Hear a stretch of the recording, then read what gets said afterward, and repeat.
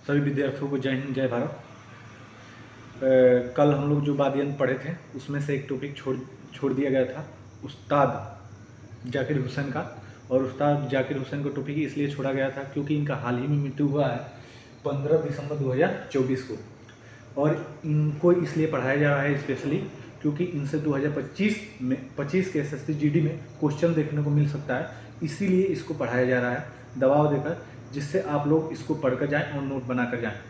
देखिएगा, उस्ताद जाकिर हुसैन का जो जन्म था 9 मार्च 1991 मुंबई में हुआ था। कहाँ पर हुआ था? 9 मार्च 1991 मुंबई में हुआ था। उसके बाद इनके जो पिताजी हैं, इनके नाम था उस्ताद अल्लाह रका खान कुरैशी। उस्ताद अल्लाह रका खान कुरैशी। अब देखिएगा, ये भी एक तबला वादक थे, ठीक है। अब इनके माताजी का नाम बाबी बेगम था। और इनके वाइफ का नाम एंटोनिया मिनेकोला था। अब मेरी बातों को ध्यान सुनिएगा। एंटोनिया मिनेकोला ये कथक की नृत्यंगना थी और एक टीचर का भी काम करती थी। और बताया जाता है कि जाकिर हुसैन का मैनेजर का भी काम कौन करती थी? एंटोनिया मिनेकोला करती थी। और इनको एक उपाधि दिया गया था, उस्ताद की उपाधि दिया गया था। लेकिन किसने दिया था? पंडित रविशंकर ने दिया था। पंडित रविशंकर ने इनको उस्ताद की उपाधि दिया था। इन्होंने 1973 में एक एल्बम दिया था, जिस एल्बम का नाम था living in the material bird. अब देखिएगा, इनको किस अवार्ड से सम्मानित किया गया है। इस अवार्ड, ये मोस्ट इंपोर्टेंट है आप लोग के लिए, मोस्ट इंपोर्टेंट। ये पूरा चैप्टर जो टॉपिक लिया गया है ये आप लोग के लिए मोस्ट इंपोर्टेंट है। यहां से क्वेश्चन आता है इस अवार्ड से कि सबसे कम उम्र में पद्मश्री अवार्ड से सम्मानित किए जाने वाले व्यक्ति का नाम क्या था? उस्ताद जाकिर हुसैन। अब बताएंगे उस्ताद जाकिर हुसैन 37 वर्ष के थे तभी इनको पद्मश्री से अवार्ड से सम्मानित किया गया था। 1998 में 1998 में इनको पद्मश्री दिया गया था। 1990 में संगीत नाटक एकेडमी पुरस्कार दिया गया था। और 2002 में पद्म भूषण दिया गया था। और 2023 में पद्म विभूषण दिया गया था। आगे देखेंगे, 2009 में पहला जो पुरस्कार दिया गया था, जो फिल्म जगत का सबसे बड़ा पुरस्कार कहा जाता है, जिसका नाम ग्रैमी है, तो पहला जो पुरस्कार दिया गया था ग्रैमी का, वो 2009 में दिया गया था। और 2024 में 3 ग्रैमी पुरस्कार जो अवार्ड था एक ही साथ दिया गया। तो ऐसा भी क्वेश्चन आ सकता है कि ये बताइए कौन ऐसे व्यक्ति हैं जिनको एक ही साथ 3 ग्रैमी पुरस्कार अवार्डों से सम्मानित किया गया है? तो आपके कौन है?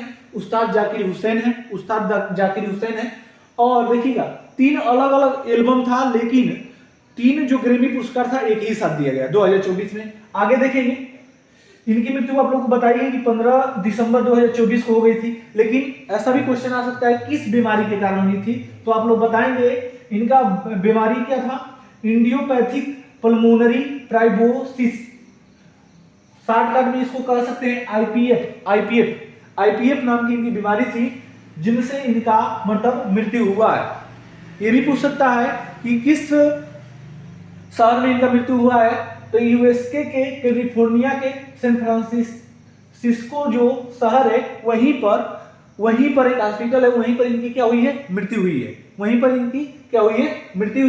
मेरी बातों को फिर से ध्यान से सुनिएगा आप लोग। यहाँ पर बताया गया है कि जो ये रोग है, इससे कौन सा मतलब शरीर का अंग प्रभावित रहता है इस रोग से? तो आपका जो फेफड़ा है ना, इस रोग से प्रभावित रहता है।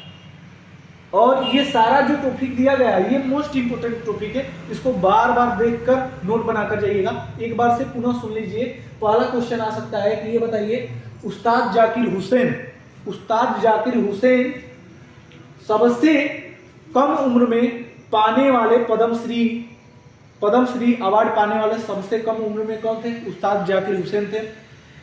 और दूसरी बातें आप लोगों को बताई गई है कि इन्होंने अपने मैनेजर से ही शादी कर लिया था, जिनका नाम क्या था? Antonia Minecola, Antonia Minecola.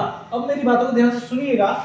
इसमें एक और बात आती है कि आप लोगों का 1990 में इनको संगीत नाटक अकादमी पुरस्कार दिया गया था, 2002 में पद्म भूषण दिया गया था, 2023 में पद्म विभूषण दिया गया था। और जो आप लोगों का पद्म श्री अवार्ड था, तो उस समय जब ये अवार्ड लिए थे तो ये 37 वर्ष के थे। कितने वर्ष के थे? 37 वर्ष के थे। अब देखिएगा, आगे देखेंगे हम लोग कि इसमें आपसे ये भी क्वेश्चन आ सकता है कि ये बताइए इनका जन्म कहां पर हुआ था। तो मुंबई में हुआ था, 1991 में 9 मार्च को हुआ था। और इनके पिता एक बहुत ही बड़े तबला वादक थे, ठीक है, और बहुत ही बड़े तबला वादक थे। ये शुरुआत में उस्ताद जाकिर हुसैन, क्रिकेट खेलने का इनका बहुत शौक था, लेकिन इनको क्रिकेट में चोट जब लग गया तो ये क्रिकेट से इस्तीफा लेकर इन्होंने अपने पिता के द्वारा दिए गए तबला शिक्षण पर काम किया और तबला वादक बन गए। अब अगर ज्यादातर क्वेश्चन आ सकता है तो ये पूछ सकता है कि यह किस शहर के हॉस्पिटल में इनकी मृत्यु हुई है। तो आप लोग बताएंगे सैन फ्रांसिस्को, यूएसए, कैलिफोर्निया, ठीक है। और ये जो बीमारी है इसको आप लोग याद रखेंगे, आईपीएफ, शॉर्टकट में आप लोग याद रखिएगा, आईपीएफ है। और इनकी मृत्यु 15 दिसंबर 2024 को हुई है, ठीक है। ये पूरा आप लोगों का ऑल ओवर उस्ताद जाकिर हुसैन का, जहां से अगर क्वेश्चन कोई काटेगा तो यहीं से काटेगा। आप लोग याद करके और नोट बनाकर जाइएगा। धन्यवाद।